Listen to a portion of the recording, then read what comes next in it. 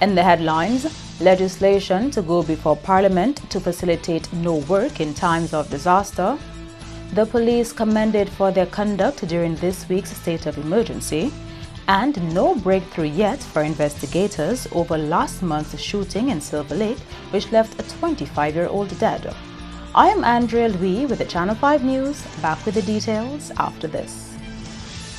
At Millennium Freight Services, we offer a wide range of shipping solutions. Internet shoppers, sign up for your free U.S. address with AirPost. And with AirPost warranty in return, you can count on peace of mind for all your pieces. Shipping to and from anywhere around the world, from large containerized cargo to smaller packages with Liat Cargo and UPS. Shipping from Trinidad, Logistics International's got you covered. Avoid the port with our customs clearance and optional home delivery services. Ask about our packing services. We make moving easy. MFS, your one-stop shipping solutions company. M&J Covering is the producer of designed galvanized and galvalume in Dominica. They design to your specifications, color and length, 4 styles of galvanized and galvalume pre-painted roofing sheets as requested, and supply all your galvalume accessories. M&J Covering helps you control spending and reduce waste. At M&J Covering, they are also equipped to build your roof to precise standards anywhere on island. So come to M&J Covering at 1 Mile in Portsmouth or call 445-5001 275-5003 today.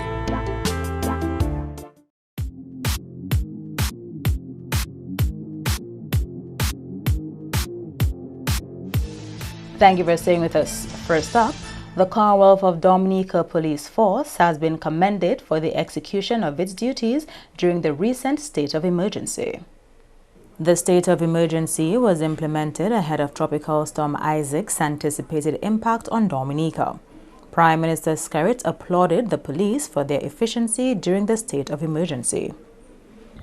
I want to also single out the Chief of Police and the gazetted officers and the rank and file of the police force for their commitment to duty. I believe that there has been a marked improvement in the efficiency of the execution of the orders that the Chief of Police will have given to his men and women. And I am personally, as Prime Minister, pleased with the efforts and commitment in the execution of that task. And I want to urge them to continue on that. And, the more we practice, the better we get at it, and let us recognize that we all have a very important role to play in safeguarding our country. The Prime Minister also commended the public for adhering to the curfew hours, although there were still a few arrests. I also want to echo a special thanks to the citizens and residents for respecting the curfew order. That's important. The police can do all they should do and can do. But if we as citizens don't respect the laws, don't respect the orders of the police, then we can create a problem. But I believe by and large, with the exception of a few arrests in a couple communities, the majority of Dominicans behave themselves and respected order, and we want to thank you for that. The more you respect it, the better we're able to secure your properties and secure yourselves as human beings. Mr. Skerritt says government will continue on its river dredging projects to prepare the country for weather events, especially as we are still in the hurricane season. And luckily for us too, we had done a lot of dredging of the rivers after the hurricane, and we continue to do so, and we'll continue to do so up until December of this year to throughout the hurricane season to continue dredging the rivers, because as you dredge, more siltation takes place and you have to keep on dredging. But we recognize that with the dredging program we have instituted, that has helped in managing the flow of water. Because we saw the flow of water in Checkall and in Massac and in the Rosa River. And if the dredging wasn't done, certainly we would have seen some flooding taking place in those parts. According to the Prime Minister, there were a few landslides along the Eo-Libla Highway, but no reports of any injuries, death, or major infrastructural damage, except at Geneva in Grand Bay, where one abutment under the Bailey Bridge failed. The Ministry of Public Works addressed that matter on Friday. Lingering moisture following the passage of Tropical Storm Isaac was expected to maintain cloudiness, showers, and possible thunderstorm activity across the Lesser Antilles on Friday. Dominicans were generally spared the ravages of Tropical Storm Isaac Thursday. While tropical storm force winds and rainfall were expected across the island Thursday, the center of Isaac passed over or very near the north of Dominica by around noon. As far as we are aware, there are no other systems posing any immediate threat to Dominica following Isaac. A flood warning was due to remain in effect until 6 p.m. Friday, as some areas were already saturated, but conditions were expected to improve overnight. In other top stories, Prime Minister Roosevelt Skerrit says government is looking to amend the legislation so that all categories of employees are covered when no work is declared. His comments came ahead of Tropical Storm Isaac, which affected the island on Thursday. When addressing the nation on Wednesday morning, the Prime Minister declared that there will be no work for public servants on Thursday and asked the private sector to follow suit. Mr. Skerrit says, moving forward, government will put necessary measures in place to ensure that all categories of employees are included when work is suspended in anticipation of a natural disaster. And this is why I think going forward, we have to implement legislation that would authorize the NEPO and the cabinet to that when an issue, when a decision will be taken in regards to work, it would apply to every employee in the country. So these are things that we need to do in terms of disaster management going forward. And it's a recommendation we hope that we can fulfill before the end of this year. In other developments, 2 regional emergency shelters are on the cards for Dominica. Consultant with the Office of Disaster Management, Cecil Shillingford, says the shelters will be in centralized areas and able to accommodate people in surrounding communities.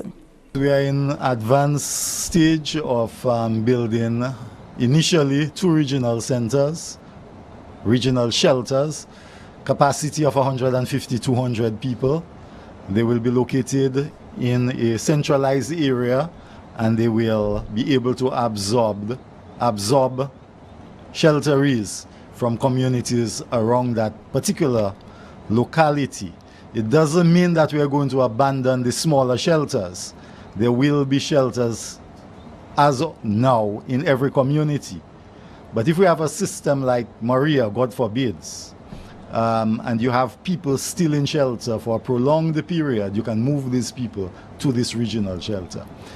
Shillingford says the long-term plan is to have 1 such shelter in each district.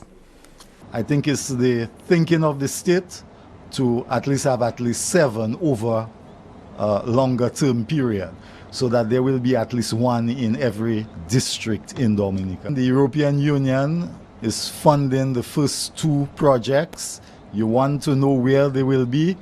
One will be in the Casabros area, and that is to serve the vulnerable people of the Kalinago territory and areas like Petit Soufriere, Good Hope, Tranto, Deepa, etc.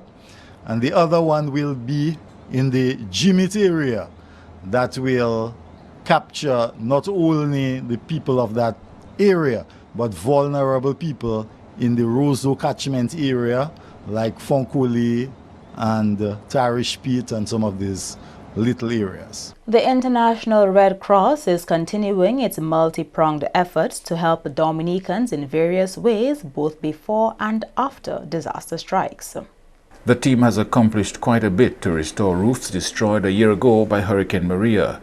So far, 350 roofs have been improved under the post-Hurricane Maria roofing project, with another 30 or more in progress. The target is 500 roofs, and Red Cross officials on the ground say they plan to work until December. The goal is to provide vulnerable families with hurricane-resilient roofs. On the other hand, the Red Cross is also involved in water sanitation. They are prepping 2 water filtration units with capacity to filter thousands of gallons of water. As part of the preparations for the current hurricane season, the Red Cross team was also on standby to assist Dowasco ahead of Tropical Storm Isaac.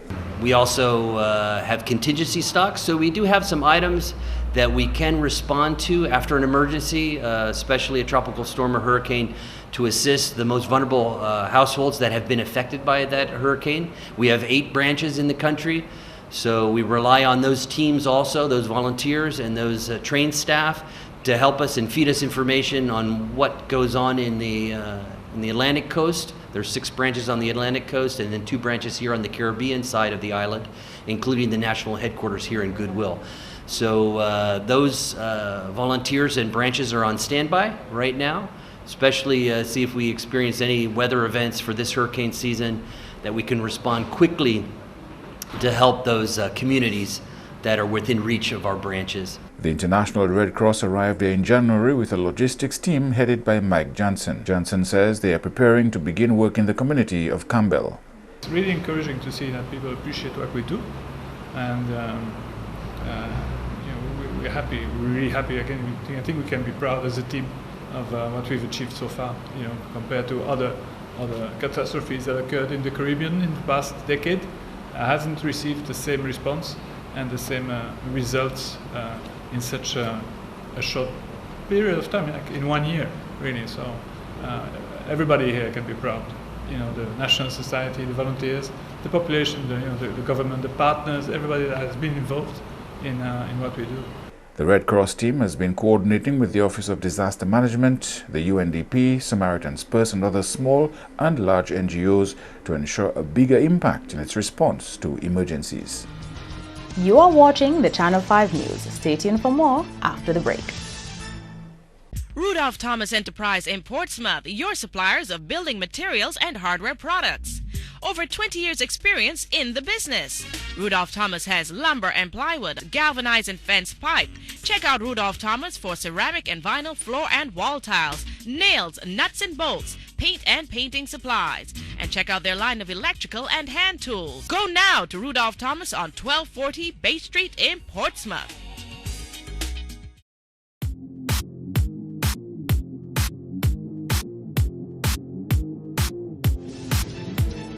Welcome back. A new subcommittee of the National Emergency Planning Organization is in the pipelines. That's according to Prime Minister Roosevelt Skerrit, who explained that with the various NEPO members and essential service employees carrying out their different duties, another subcommittee should be put in place to look after their welfare. Within NEPO, we'll be bringing in an additional committee that will deal with the welfare and well-being of the essential services and also their families, so we can provide better for them. In respect to in all of these essential services, we'll also have subcommittees at their level to deal with their well-being. So, for example, the police are out on duty. We have a schedule of their meals and supply of water and other nourishments, that must be done in a very efficient manner. So lunch, if lunch is at 1 o'clock, it should not come at 2:30. And we need to ensure that there's a special committee that deals with this and can deliver the meals to them on time. The Prime Minister went on to say that as the country experiences these weather systems, areas that need improvement are coming to the fore and steps are being taken to make the process more efficient. So within the NEPO, we would make a recommendation to create this subcommittee to deal with the nourishment. I mean, for example, you have the folks at ODM. They should not be the ones looking for their own preparation of the meals, when they have to be focusing on monitoring the weather and advising myself and the cabinet on an ongoing basis. The nurses likewise, we shouldn't have the nurses at the hospital having to cook something to eat. There should be a system in place that can prepare the meals for them as well. So all of these things as you go along, you pick up things and you seek to put systems in place to addressing them. MP for the Roseau South constituency, Attorney Joshua Francis, confirmed on Friday that so far there have been no suspects or arrests in connection with last month's murder of a 25-year-old Kurtzen Charles of Silver Lake. On the night of August 29, 3 men reportedly turned up in a car, went to the apartment building where Kurtzen lived, shooting him multiple times. While there's been no breakthrough on the Silver Lake killing, which occurred more than 2 weeks ago, police investigators have made progress in other areas. One man has been charged in connection with a shooting which occurred in Mount Prosper on the 24th of August involving Lawrence Paul. Quincy George of Mount Prosper pleaded guilty to possession of a firearm and ammunition without a license and discharging a firearm in a public place. He was sentenced to 2 years in prison. That indictable matter was adjourned to January 2019. And head of the Association of Evangelical Churches, Pastor Rodney, says greater economic freedom frees up a nation to chart its own course as opposed to towing the line because of dependence on foreign assistance. Pastor Rodney was considering a question on whether smaller nations have been forced to set aside the death penalty to appease larger countries on which they depend for assistance. The pastor was asked whether he thought the recent spurt of gun crimes was due to the absence of any deterrent tougher than jail time. In his view, nations that are economically independent don't have to bow to pressure from larger countries to eliminate the death penalty. We don't want to get to them to have to look for the resource to do that. We have to protect our nation. Protecting your nation in the environment that we now live means that you have to find a way to sustain and support yourself. And when we come to that place, guess what? We don't have to bend to any international pressure. 1,000 people were executed in 23 countries in 2016. Amnesty International believes there is no credible evidence that the death penalty deters crime more than a prison term.